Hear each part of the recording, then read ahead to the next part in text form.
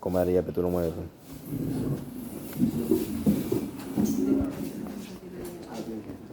Entonces vamos a avanzar con la parte renal. La primera parte, porque es medio retroperitoneo. Después de eso, el siguiente lunes vamos a trabajar lo que es completamente cuidado, lo que es renal, vías urinarias.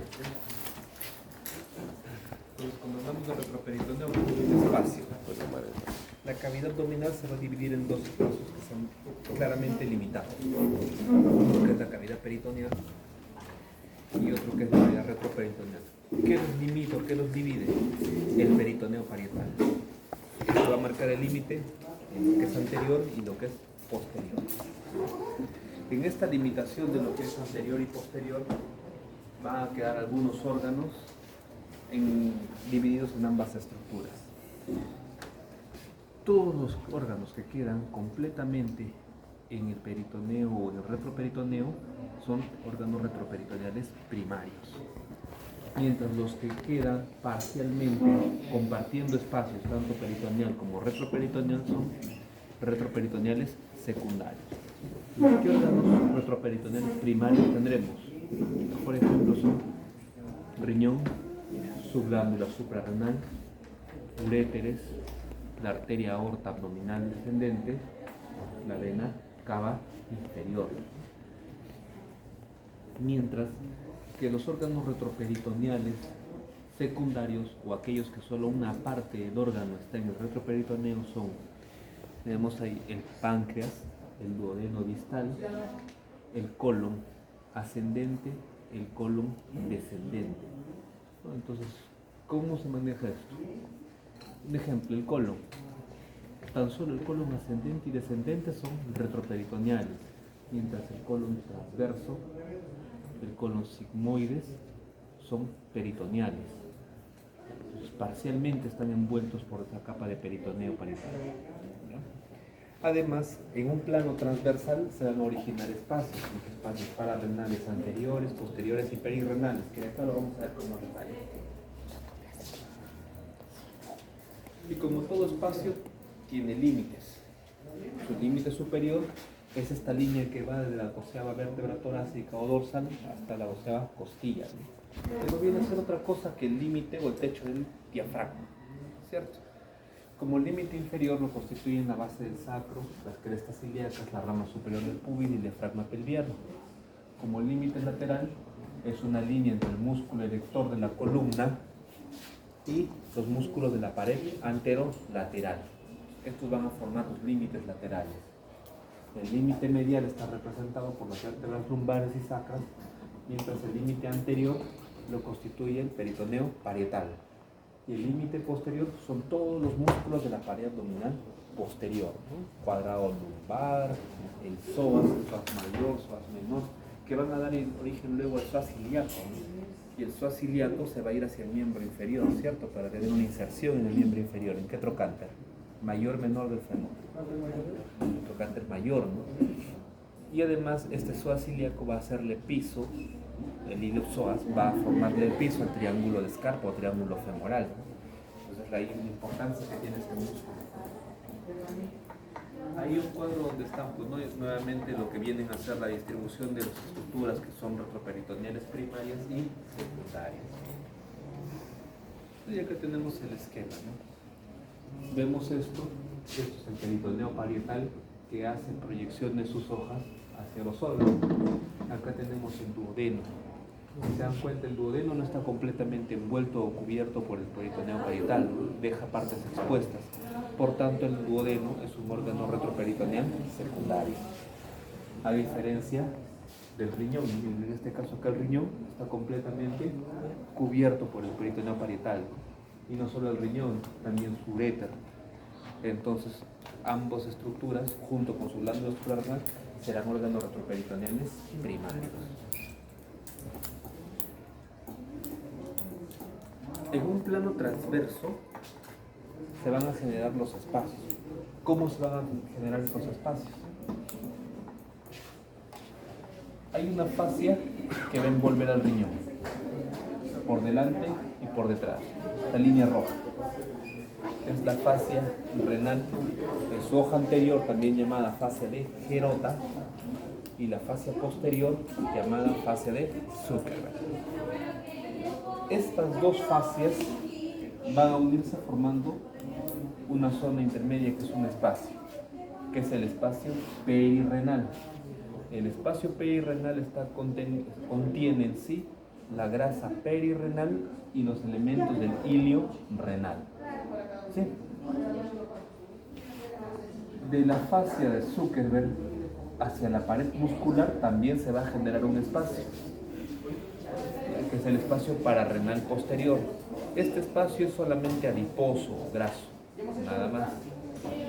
Mientras que hacia adelante tenemos la fascia de Gerota, y entre la fascia de Gerota y el peritoneo parietal va a generarse otro espacio, el espacio pararrenal anterior. Este espacio sí va a contener estructuras vasculares, aorta, cava, órganos, parte del páncreas, parte del duodeno. Estas estructuras que eran retroperitoneales secundarias, ¿no? Entonces, para no perder la oportunidad de lecturar una tomografía, tenemos ambos riñones, cuerpo vertebral. Probablemente esta sea una de las últimas vértebras dorsales o la primera vértebra lumbar. Por delante tenemos la aorta. Si se dan cuenta, acá en la aorta se ve una proyección. Esta proyección es una proyección anterior, entonces hablaremos de una rama anterior de la aorta. ¿Sí? Esta rama anterior de la aorta está por detrás del cuerpo del páncreas. Entonces, ¿qué rama será? La mesentérica superior. Si es que tuviéramos una consecución de imágenes como las que normalmente nos muestran en las tomografías, el siguiente corte tendría que mostrarnos las estructuras que van saliendo del hilio renal y van a ir atravesando debajo de la mesentérica superior. Entonces, cuando tienes clara la parte anatómica esquemática, tienes claro la lectura de imágenes. Si no tienen claro la parte esquemática anatómica, van a sufrir cuando hagan lectura de imágenes. Porque esto es básicamente un traslado de lo que son los esquemas, ¿no? Lo que vienen en el libro, pues se va a trasladar acá. ¿Ya?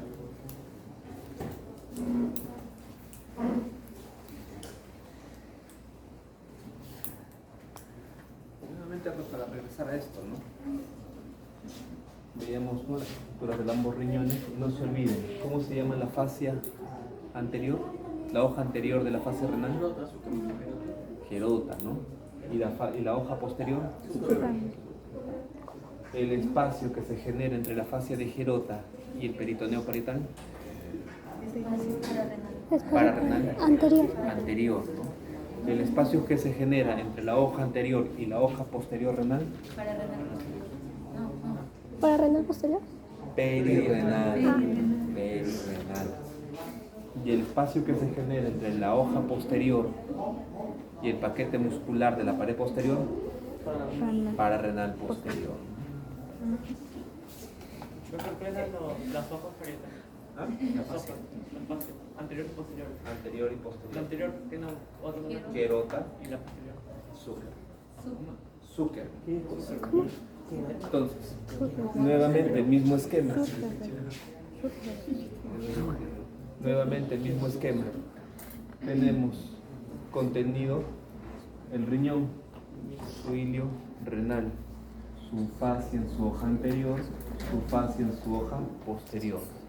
Detrás de la hoja posterior, el espacio pararrenal posterior, que es un espacio netamente adiposo. Por delante de la fascia de la hoja anterior, el contenido que ya tiene el contenido vascular y orgánico, y en medio todo lo que viene a ser la grasa perirrenal y el contenido del hilio.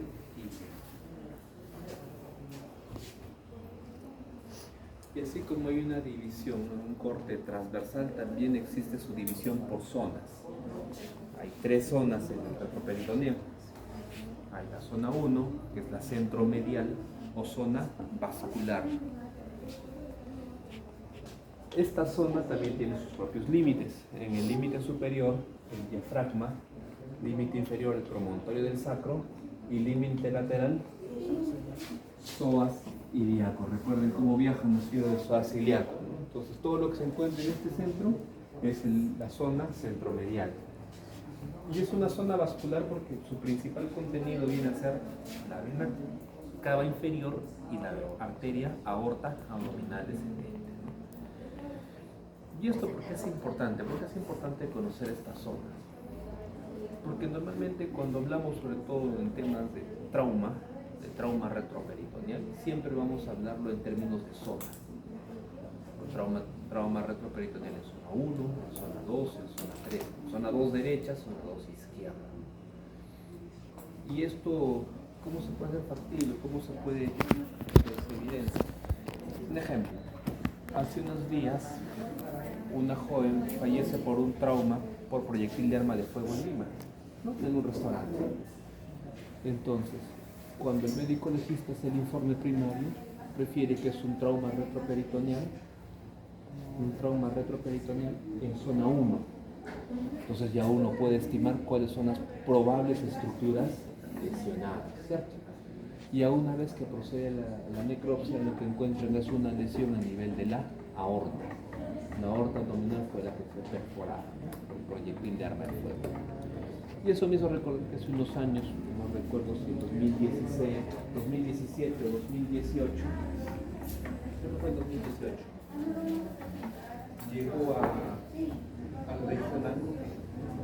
llegó al regional un herido por arma de fuego, esto lo trajeron referido de Heisen, un empresario que le habían disparado por esta zona de Pimentel, y él ingresa con el diagnóstico de un trauma retroperitoneal en zona 1. El paciente pasa directamente a quirófano, y en quirófano, ¿qué es lo que verificamos? Que había una lesión a 1 centímetro por encima de la bifurcación de las dos ilíacas. Había comprometido la aorta, había una sección de la aorta de más del 80% de su circunferencia. Por tanto, el paciente se había exsanguinado por esa lesión. Y llegó básicamente para hacerle certificado de función. No se pudo hacer absolutamente nada. Las lesiones retroperitoneales de zona 1 tienen una altísima mortalidad. La mortalidad es muy alta porque los componentes vasculares que tiene son de gran calibre. Imagínense el flujo sanguíneo a nivel de la aorta. Entonces, es por eso que es una de las cosas que hay que tener en cuenta. Y así como hay una zona 1 medial, hay una zona 2 lateral. Lateral derecha, lateral izquierda. Límites: superior, diafragma; inferior, cresta ilíaca; lateral, psoas ilíaco. Cada psoas, ¿no? Cada proyección de psoas hacia la cresta ilíaca genera un espacio de igual forma acá. Ahora, ¿qué contiene? Si estamos en el lado derecho, contiene el riñón derecho, uréter derecho, glándula suprarrenal derecha, y además contiene al colon ascendente. Y si hablamos del lado izquierdo, todo lo que es del lado izquierdo más el colon descendente. Y si hablamos de la zona 3, que es la zona pélvica, encontramos que su límite anterior es el espacio de Retzius, o el espacio prevesical. Es el espacio de Retzius. Todos palpen en esta zona de acá, la zona ósea. Palpen el hueso que está acá. Esa es la sínfisis del pubis. Esa es la sínfisis púbica. Detrás de la sínfisis púbica, inmediatamente detrás de la sínfisis púbica, hay un espacio de grasa, que es más o menos de 1 centímetro. Es más o menos de 1 centímetro. Detrás de este espacio de grasa, se encuentra la vejiga. Entonces la vejiga está protegida por la sínfisis púbica, ¿ya? Salvo cuando está completamente repleta, ¿no? Cuando hay un globo vesical, porque tiende a salir de ese espacio pélvico y se hace mucho más prominente hacia la pared abdominal, donde queda completamente desprotegida. Ese espacio de grasa que está entre el hueso y la vejiga es el espacio prevesical, conocido como espacio de Retzius. ¿Por qué es importante el espacio de Retzius? Porque este espacio que está acá luego se va a proyectar hacia los lados y se va a comunicar con otros 2 espacios que son laterales, que son los espacios de Bogros. ¿Por qué son importantes todos estos espacios recios y bogros? Porque en estos espacios es donde normalmente se trabaja para la reparación de las hernias inguinales. Entonces, cuando ustedes pasen al segmento de cirugía, cuando vayan ya al curso de cirugía y les toque entrar a hernias, les van a hablar en términos técnicos, en técnica quirúrgica, ¿no? Cómo se manipula a través de los espacios. Y eso tuve oportunidad el otro día que pude cubrir a un docente en un doceavo para hablar el tema de hernias. La experiencia que tuve fue que les empecé a hablar de técnica quirúrgica, mencionando los espacios, tanto recios como bogros, y uno de sus compañeros levantaron la mano a preguntar dónde quedaba el espacio de recios. Es algo que ya tienen que aprender desde la anatomía, es algo que ya no se puede enseñar en último ciclo, no hay tiempo tampoco para saber. Entonces, sus compañeros que tuvieron duda en ese momento tienen doble chamba, porque uno, no van a entender absolutamente nada de lo que les estoy hablando, porque están perdidos en el espacio, no van a entenderlo, y dos, porque ahí van a tener que ir a leer de nuevo anatomía, y después recién volver a leer técnica quirúrgica.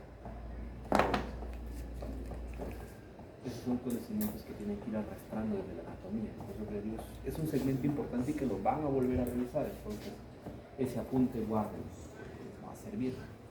¿Ya? Luego, ¿qué estructuras están contenidas dentro de lo que viene a ser la zona trespélvica? El recto, sigmoides, vasos ilíacos, los órganos urogenitales. Acá tenemos una relación, cómo se relaciona, ¿no? Todo este aparato vascular, tanto las ramas de la aorta como la cava, con la pared abdominal posterior. Y aquí ya cómo se relaciona toda esta pared muscular posterior, tanto con la parte vascular como con la parte de las vías urinarias, ¿no? Que vendría a ser su porción orgánica, ¿no? Y ese mismo esquema o esa misma estructura, si ustedes enfocan solamente esto, solamente enfoquen esta parte de acá, en la vida real se ve así. En la vida real se ve así. Esto es el polo renal inferior. Acá tenemos vena cava inferior, arteria arteria común derecha, arteria común izquierda. Si ustedes ven acá, el polo renal está completamente ya desvestido, está sin grasa alrededor. Y acá el riñón está protegido por su grasa perirenal. Entonces probablemente esta es la imagen cuando se necesita sacar de toda esa cápsula al riñón para una nefrectomía. Se desnuda de esa manera el riñón para poder llegar al ilio y clampar la parte vascular y poder separarlo completamente. Entonces, es más o menos cómo se logra ver todo el espacio retroperitoneal, ¿no?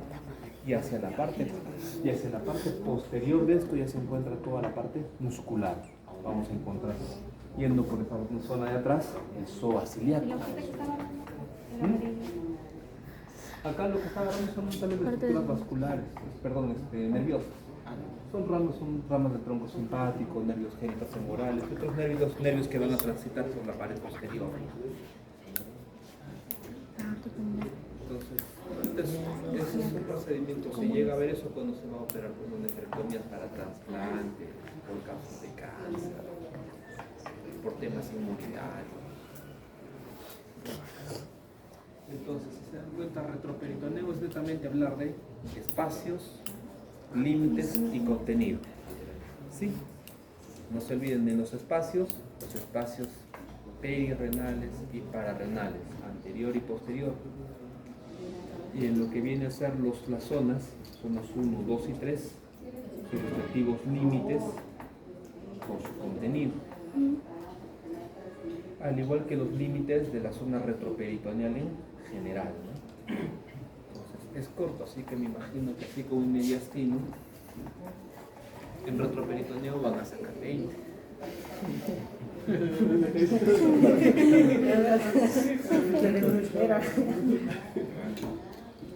El siguiente lunes después de eso lo que vamos a trabajar es van a traer el riñón para hacer disección renal porque tenemos que hacer configuración interna del riñón. Y ahí aprovecharemos en trabajar uréter con sus respectivas estrecheces, trabajaremos vejiga, que lo importante es ver más que todo la distribución de los músculos, del trígono vesical, la distribución del triángulo de Litow. De ahí ver uretra, que lo más complejo ahí de uretra es en la uretra masculina los segmentos, 4 segmentos. En la uretra femenina no hay los mismos segmentos porque es una uretra mucho más corta. Y ahí todo lo demás, lo que es irrigación, drenaje venoso, drenaje linfático, casi comparten las mismas estructuras todo. Entonces lo podemos hacer en un solo paquete para que se entienda mejor. ¿Ya? Igual la parte de inervación, ¿no? Casi los mismos plexos inervan todas esas estructuras. Y con eso cerramos renal.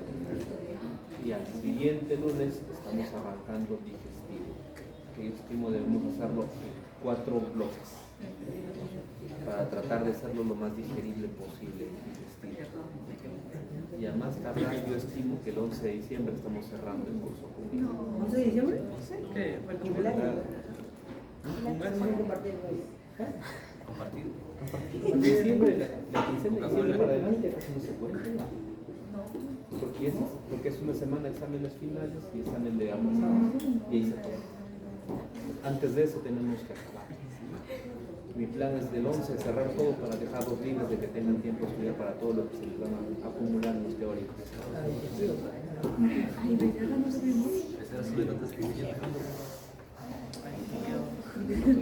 No fue cuando ya de la pasada.